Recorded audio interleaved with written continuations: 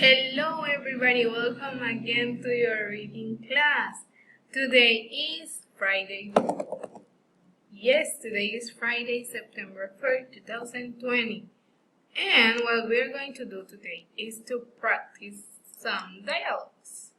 As you already know, on Fridays we practice with dialogues. But first, today we have one person who is turning a new year. One of the girls is turning 96, so happy birthday, Cecia. We hope that God bless you today and always, and also we wish you an excellent birthday. Now, what we're going to do is that we're going to work with our dialogue. What are we going to do? We're going to read.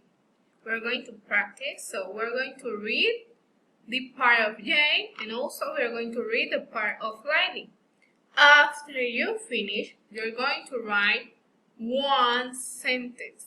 After you finish with your reading, you're going to write one sentence and you're going to write, I like to play with my wife. Here we have the word frisbee. Frisbee is this one that I have here. So, they are talking about that they are bored. So, I'm going to help you to read. Jay said, I'm bored. Let's do something fun. Lily said, okay, let's do a puzzle. Jay said, doing a puzzle is boring. Lily said, okay, let's listen to music.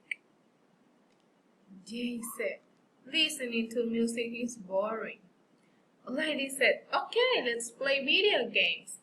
And Jay said, I want to play outside, not inside.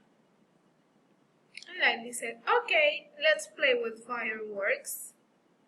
Jay said, no, playing with fireworks is dangerous.